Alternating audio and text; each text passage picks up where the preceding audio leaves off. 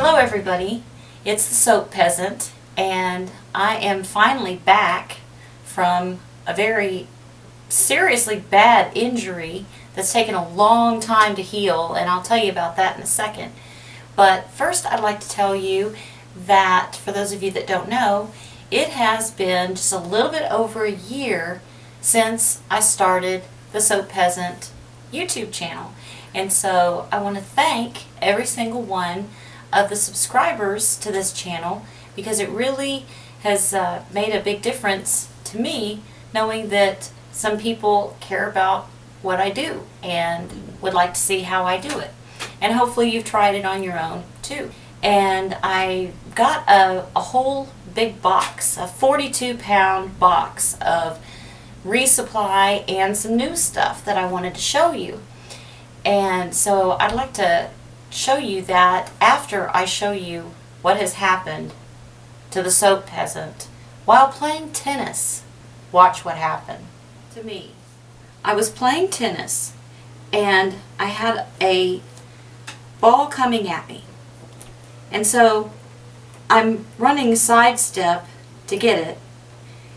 I'm wearing my son's tennis shoes, mistake number one, because I was too cheap to get my own tennis shoes at the time. And not only that, is that I never ever wear tennis shoes. I haven't worn tennis shoes since the year 2000. That was the last pair of tennis shoes I had. So what do I wear? Heels. That's what I wear. So I've got my son's tennis shoes on. I'm sidestepping to get the ball, and my son's shoe gets caught in a crack in my faulty, cheap tennis court, and my feet get swept out from under me, and I come right down on my hip, and I rolled over and was in serious pain. Thought I broke it. Turns out I didn't. I just wrenched every ligament and muscle that was possible to do. So that's the story about why I haven't made a video, is because I can't stand long enough just yet to do a hot process. But I have a remedy for that, and you'll find that out in a future video. So that's the story of my tennis accident. So there's the story about that. Here's the story about my resupply and some new things that I was pretty excited to get. So let me open it. I'm not going to flip open this knife like I have seen done, because it's scary. Let me see what kind it is. Well, you know, it just says cold steel. Oh, Luzon. I hope that's how you say it. Luzon. Or Luzon, depending on if you put an accent with it or not. My accent comes out and everything. Luzon, Luzon. Here's my box. Okay, so let's open it up. But all I got, and as usual, it took so long to get to me that I can hardly remember what all I ordered. I remember some things, but I can't remember everything. Hopefully I can remember how to close this. Hang on. This is a good one. I'm not going to use this on my next bushcrafting video, though. I'm going to use a different one. I'll tell you about that another time, but I've got one of those coming up too. And it has to do with soap, but it's also bushcrafting, so it's going to be pretty awesome, I think.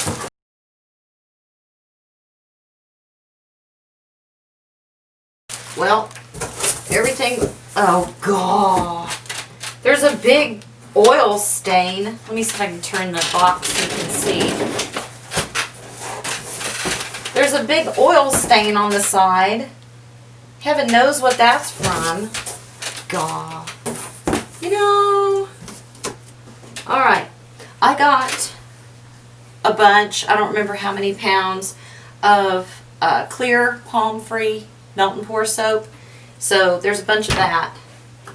So let me get some of these, out of the way, so we can see what else is in here, because we don't need to look at each of these individually. But I got a lot. I got a sampler packet, rainbow mica. And so these are pretty bright colors. I'm anxious to see how that will work out in hot press because it kind of takes a lot to color hot press depending on your recipe, but it needs to be a really dense color in order to achieve you know, the color that you see here, or any shade even close to it. But you know, all the good colors are there, so we'll see how those work out. I know for a fact they're going to come out very true in the melt and pour, because that's just the way that works. So we've got our colors here, mica colors. Let me see. Oh, I got another bottle of argan oil, because I really like to use that in all kinds of things, and I like to super fat with that. Ooh, this is, because I'm so darn cheap, I'm always buying the sample packets, but this is my first jar of mica, and if you've seen any of my other videos, you know that I love the color Adobe Orange. It just works so well, and it comes out a really terrific color. I just like it so much. And I don't even like orange that much. It's not my favorite color. It's not one of my 5 favorite colors. But for some reason, this just works so well. And so I got a whole jar of it this time, because I kept buying the little chintzy packets and blowing through them like crazy, and it takes so long to get this stuff, so got me a jar. Let me see. Fragrances. I got fresh cut grass, which I've had before, and I used as a bottom note. I wish I had filmed each soap that I've made, but I didn't. It takes so long to edit and get it right. So anyway, fresh cut grass, I really like that. It's a good, nice, fresh smell. And white oak and cedar.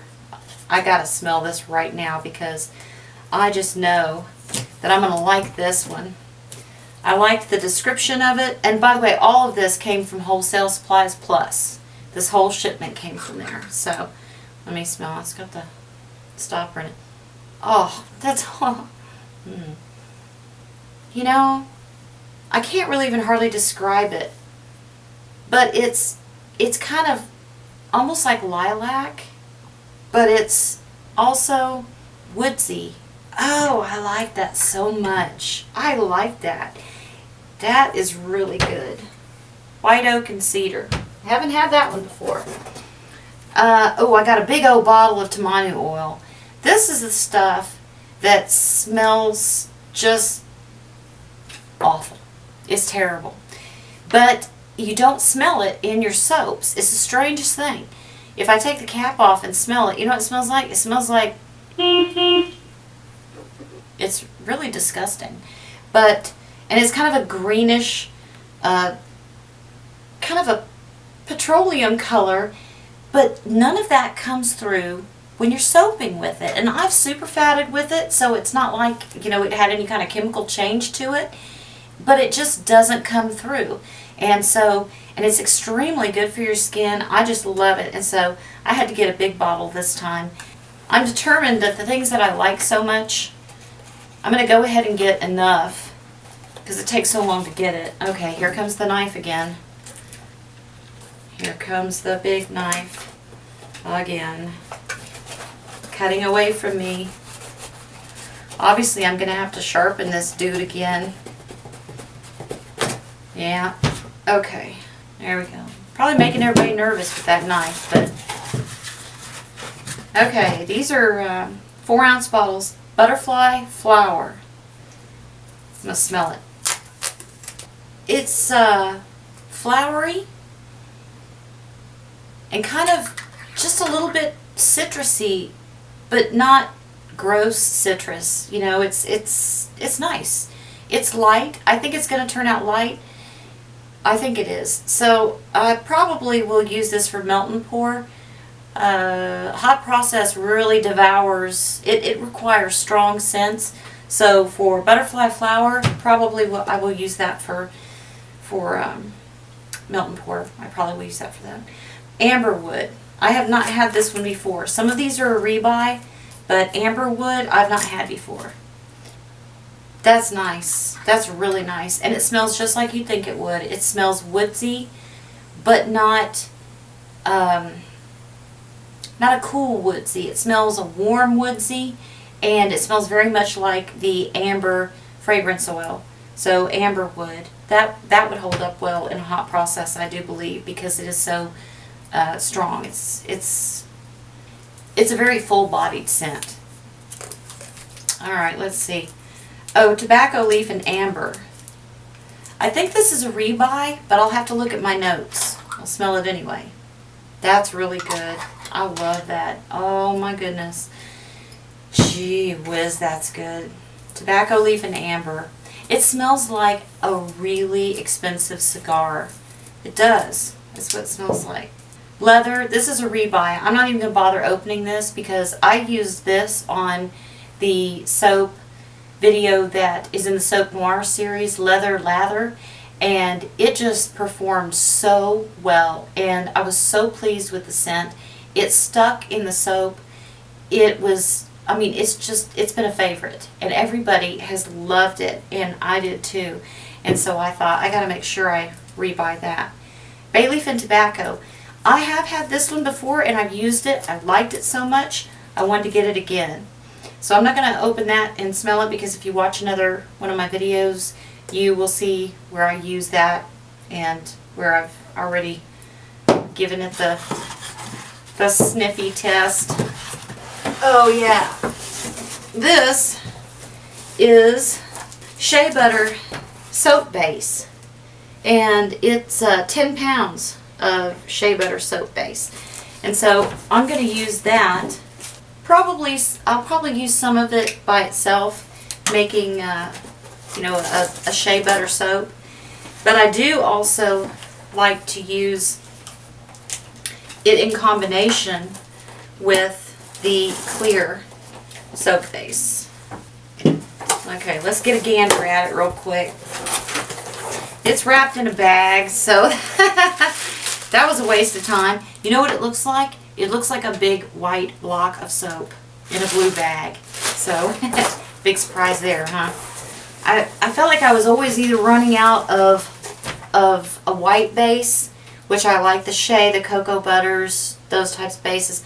I was running out of those and running out of the clear. I was running out of everything. This is a big old bucket of coconut oil. It feels like it's liquid. The last time I ordered it, it was like, it was thick. I used a ladle because it was thick, a big spoon. All right, let's see what leaked. The palm oil figures. That figures. Let's see if this makes noise. Yeah. I think I got the nose stir this time. Yeah, I did. I got the nose stir, which I didn't mind stirring it. It's no big deal. But that's what leaked. Now I'd like to tell you something to close. I'd like to tell you something about myself that maybe you don't know and maybe you'd never guess. You probably can guess that I have made a lot of soap. A lot. Some people that make soap call it a soap mountain because they make so many bars of soap. I have made many bars of soap. But I can tell you with absolute honesty that I have never sold even one bar of soap. Never sold one. And it's not because they're not good. It's not because I didn't feel confident selling them. I give them away and I enjoy that more. And to me, sometimes a hobby is going to cost you some money, but the pleasure that I get from it, from making it, and from knowing that some people enjoy watching it being made, even if you never have an occasion to try it, you still like to watch it. But it just means a lot to me to make it, and it makes me feel useful, and especially when I can give them to people, sometimes people that maybe otherwise would not be able to get a soap like that. Sometimes it's just, you know, for people that, you know, maybe I think would like to have some, and maybe have not ever thought of or had occasion to try any handcrafted soaps. There's a lot of people out there that are so used to buying just something right off the shelf and don't know what it's like to have a handcrafted soap. So even though I've never ever sold a bar of soap, to me, soap making has been worth it, and this YouTube channel has been worth it. And every view that I get is a view that I value. And I really appreciate your time and your attention to my hobby, the things that I do, for what it's worth to everybody. For what it's worth to me, it's worth an awful lot. It's worth an awful lot. And sometimes it feels like it's the only thing that I can do, it's the only thing that I have. And so it's of high value to me. And I want to say thank you. Thank you very much for each time you watch and each time you subscribe or you like a video. If you ever want to comment, I will always answer you. And I'm just thankful to have had a little bit more than a year. It was a year, August 13th. And so I've had a little bit more than a year, and I've enjoyed every minute of it. I've enjoyed every video, and I've enjoyed having you with me. And I thank you, and I hope to see you soon. And I've got some neat surprises. So stay with me, and let's hang in there together.